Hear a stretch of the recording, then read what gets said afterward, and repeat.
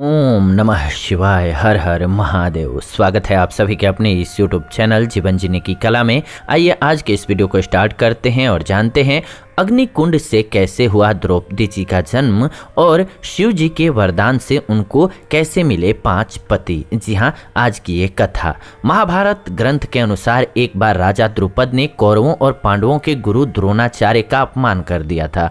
गुरु द्रोणाचार्य इस अपमान को भूल नहीं पाए, इसलिए जब पांडवों और कौरवों ने शिक्षा समाप्ति के पश्चात गुरु द्रोणाचार्य से गुरु दक्षिणा मांगने को कहा तो उन्होंने उनसे गुरु दक्षिणा में राजा द्रुपद को बंदी बना करके अपने समक्ष प्रस्तुत करने को कहा। पहले कौरव राजा द्रुपद को बंदी बनाने गए पर वो द्रुपद से हार गए। कौरवों के पराजित होने के बाद पांडव गए और उन्होंने द्रुपद को बंदी बनाकर द्रोणाचार्य के समक्ष प्रस्तुत किया। द्रोणाचार्य ने अपने अपमान का बदला लेते हुए द्रुपद का आधा राज्य स्वयं के पास रख लिया और शेष राज्य द्रुपद को देकर उसे रिहा कर दिया। गुरु द्रोण से पराजित होने के उपरांत महाराज द्रुपद अत्यंत लज्जित हुए और उन्हें किसी प्रकार से नीचा दिखाने का उपाय सोचने लगे। इसी चिंता में वह एक बार घूमते हुए कल्याणी नगरी के ब्राह्मणों की बस्ती में जा पहुंचे, जहां उनकी भेंट याज तथा उपयाज नामक महान कर्मकांडी ब्राह्मण भाइयों से हुई। राजा द्रुपद ने उनकी सेवा करके उन्हें प्रसन्न कर लिया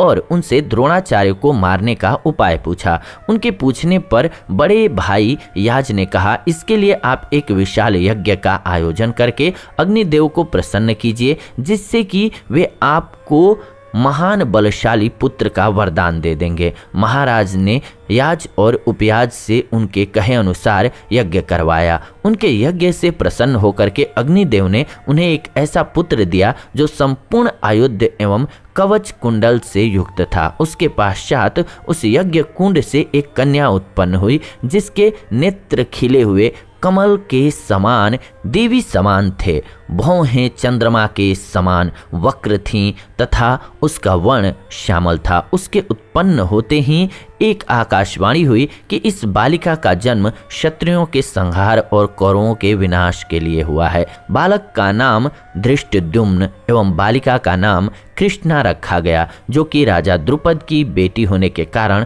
द्रौपदी कहलाई। शिव जी के वरदान के कारण उनको 5 पति मिले। जी हाँ, द्रौपदी पूर्व जन्म में एक बड़े ऋषि की गुणवान कन्या थी। वह रूपवती, गुणवती और सदाचारिणी थी, लेकिन पूर्व जन्मों के कर्मों के कारण किसी ने उसे पत्नी रूप में स्वीकार नहीं किया। इससे दुखी होकर के वह तपस्या करने लगी। उसकी उग्र तपस्या के कारण भगवान शिव प्रसन्न हुए और उन्होंने द्रौपदी से कहा, तू मनचाहा वरदान मांग ले। इस पर द्रौपदी इतनी प्रसन्न हो गई कि उसने बार बार कहा, मैं सर्व गुण युक्त पति चाहती हूँ। भगवान शंकर ने कहा, तूने मनचाहा पति पाने के लिए मुझसे 5 बार प्रार्थना की है, इसलिए तुझे दूसरे जन्म में एक नहीं बल्कि 5 पति मिलेंगे। तब द्रौपदी ने कहा, मैं तो आपकी कृपा से एक ही पति चाहती हूँ। इस पर शिव जी ने कहा, मेरा वरदान व्यर्थ नहीं जा सकता है, इसलिए तुझे 5 पति ही प्राप्त होंगे। अब आइए जानते हैं द्रौपदी से पांचाली बनने की कथा। महाभारत की अन्य पौराणिक कहानियों में से एक है ये। कुंती तथा पांडवों ने द्रौपदी के स्वयंवर के विषय में सुना तो वे लोग भी सम्मिलित होने के लिए धौम्य को अपना पुरोहित बना करके पांचाल देश पहुंचे। कौरवों से छुपने के लिए उन्होंने ब्राह्मण वेश धारण कर रखा था तथा एक कुम्हार की कुटिया में रहने लगे।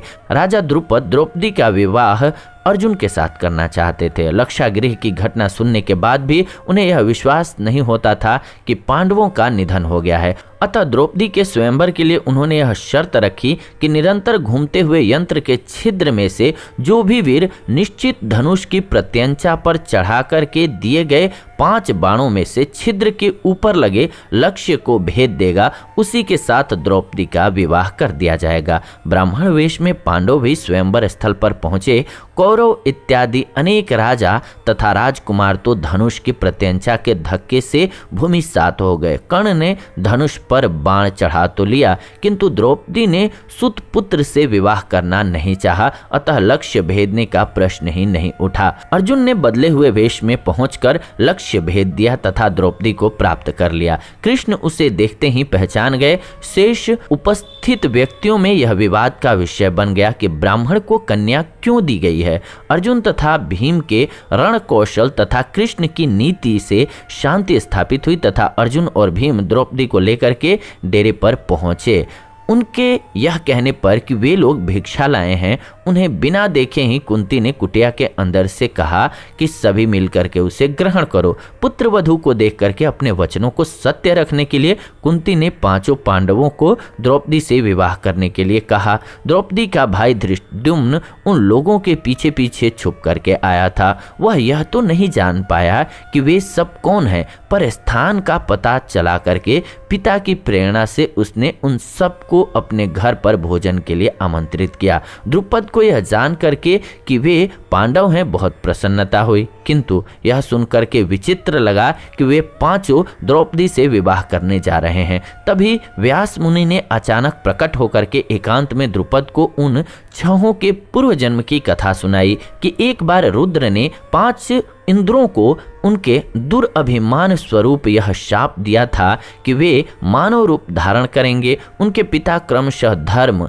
वायु, इंद्र तथा अश्विन कुमार यानी कि द्वय होंगे। भूलोक पर उनका विवाह स्वर्गलोक की लक्ष्मी के मानवीय रूप से होगा। वह मानवी द्रौपदी है तथा वे पांचों इंद्र पांडव हैं। व्यास मुनि के सांत्वना देने या व्यवस्था देने पर द्रौपदी का विवाह क्रमशः पांचों पांडवों से कर दिया गया। इस तरह से पांचों पांडवों से विवाह करके द्रौपदी पांचाली कहलाई। तो ये आज की कथा रही आप सभी के लिए। ऐसी ही नई कथा हम आप सभी के लिए लेकर के आते रहेंगे। नई कथा के लिए हमारे साथ बने रहिए। चैनल को सब्सक्राइब कर लीजिए, बेल नोटिफिकेशन को ऑन कर लीजिए ताकि नई वीडियो जब भी हम लेकर के आए नोटिफिकेशन आप सभी को सबसे पहले मिले। साथ ही साथ वीडियो को लाइक, शेयर एंड कमेंट जरूर किया करें, क्योंकि आपका एक छोटा प्रयास बहुत से लोगों तक पहुंचा सकता है वीडियो को। सो प्लीज वीडियो को लाइक, शेयर एंड कमेंट जरूर करें। फिलहाल आज के इस वीडियो में इतना ही। विदा लेते हैं आज के इस वीडियो से। जुड़ेंगे नई वीडियो में, तब तक आप सभी खुश रहें, आनंदित रहें, प्रेम से बोलें हर हर महादेव।